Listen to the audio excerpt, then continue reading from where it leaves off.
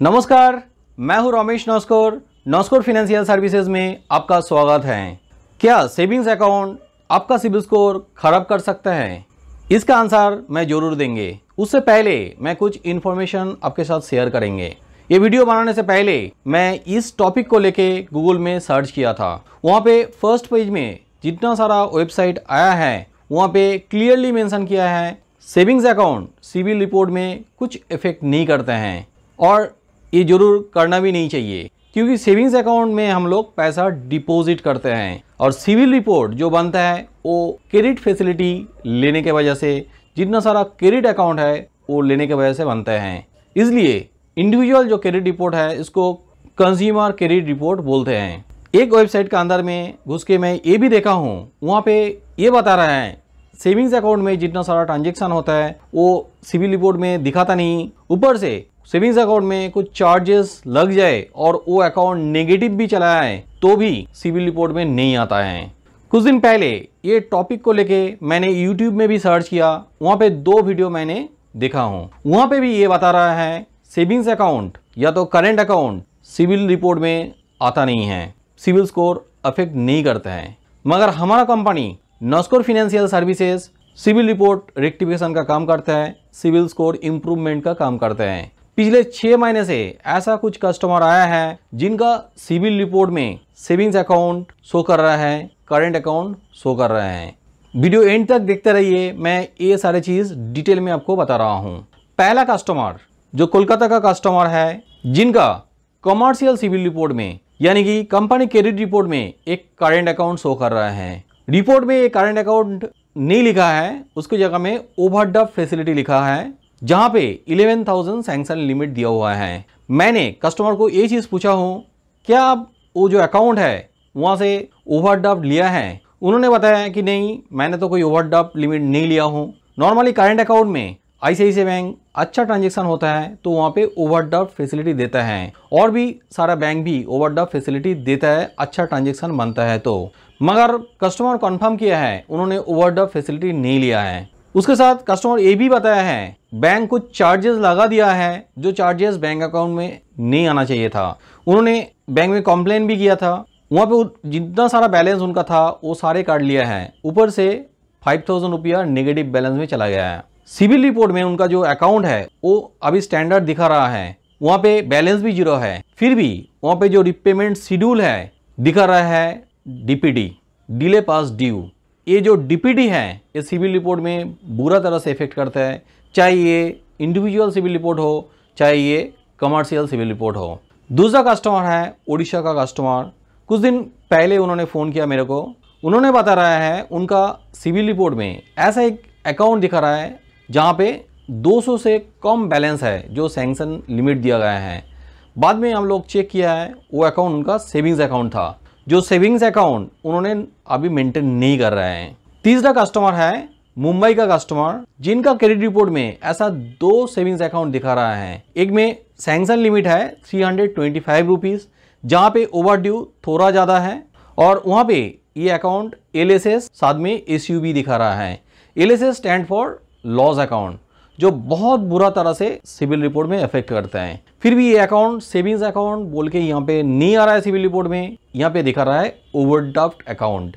इस कस्टमर का दूसरा और एक अकाउंट है, वो भी ओवरड्राफ्ट अकाउंट जहाँ पे सैंक्शन अमाउंट है 112 रुपीज़। यहाँ पे इस अकाउंट में उनका ओवरड्यू 0 दिखा रहा है, रिपेमेंट हिस्ट्री में भी कुछ खराब नहीं है, फिर भी ये अकाउंट ओपन है और रिपोर्ट में दिखा रहा है। तो इस कस्टमर का ये जो 2 अकाउंट है ये बहुत बुरा तरह से इफेक्ट कर दिया है उनका सिबिल स्कोर में।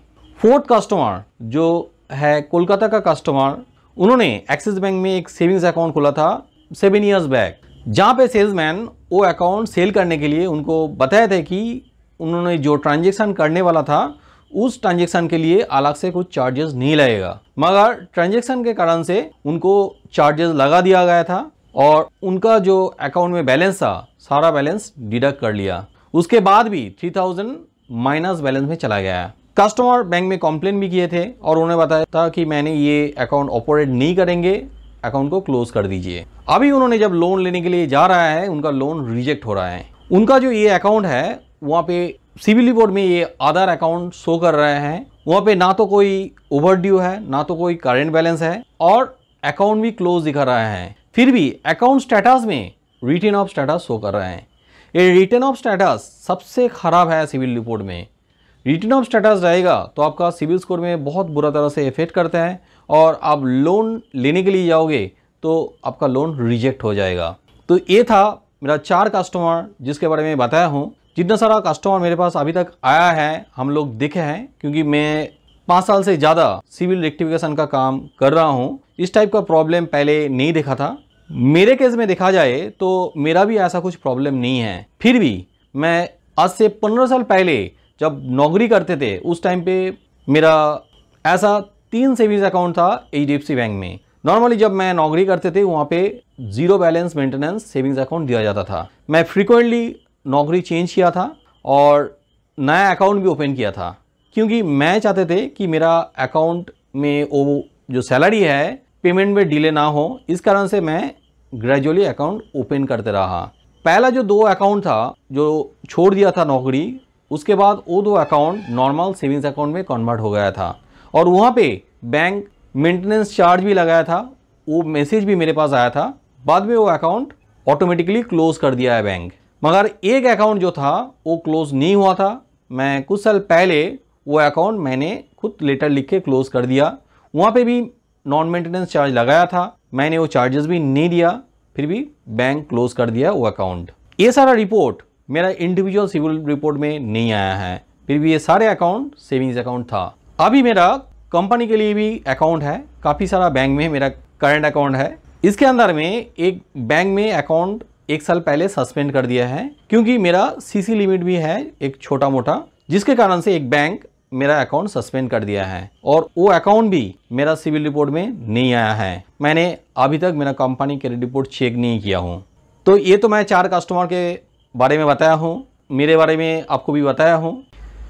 ये 4 कस्टमर का तरह आपका सिविल रिपोर्ट में ऐसा कोई सेविंग्स अकाउंट या तो करंट अकाउंट चलाया है क्या? आप वो सेविंग्स अकाउंट करंट अकाउंट में जो प्रॉब्लम है वो रेक्टिफाई कर सकते हो? जरूर कर सकते हो। अब जल्दी से जल्दी जिस बैंक से आप अकाउंट ओपन किए हो वहाँ पे कांटेक्ट कीजिए।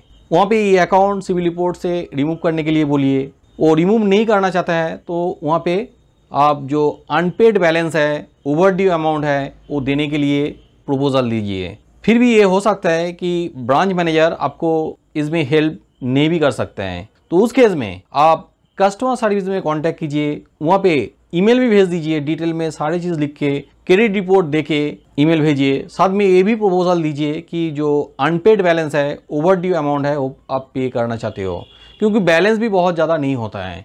वहाँ से डिमांड लेटर आ जाए तो आप वो पेमेंट जल्दी से जल्दी कर दीजिए और वहाँ पे जो पेमेंट रिसीप्ट है वो आप ठीक तरह से रख दीजिए। 45 डेज वेट कीजिए। नॉर्मली 45 डेज लग जाता है सिविल रिपोर्ट अपडेट होने में, मगर ये भी हो सकता है कि 45 डेज बाद भी वो सारा इन्फॉर्मेशन आपका रिपोर्ट में अपडेट नहीं हुआ है। रेगुलर जो अकाउंट होता है वहाँ पे हर महीने में सिविल रिपोर्ट में अपडेट हो जाता है। ये सारा अकाउंट साइड लाइन में पड़े रहते हैं, इस कारण से वो अकाउंट सिविल रिपोर्ट में अपडेट नहीं भी हो सकता है। उनको सारा रिपोर्ट मैनुअली भेजना पड़ता है। बैंक का स्टाफ वो सारे डिटेल सिविल रिपोर्ट में नहीं भेजेगा तो अपडेट भी नहीं होगा। तो ऐसा केस में आप सिविल में डिस्प्यूट रेज कर दीजिए।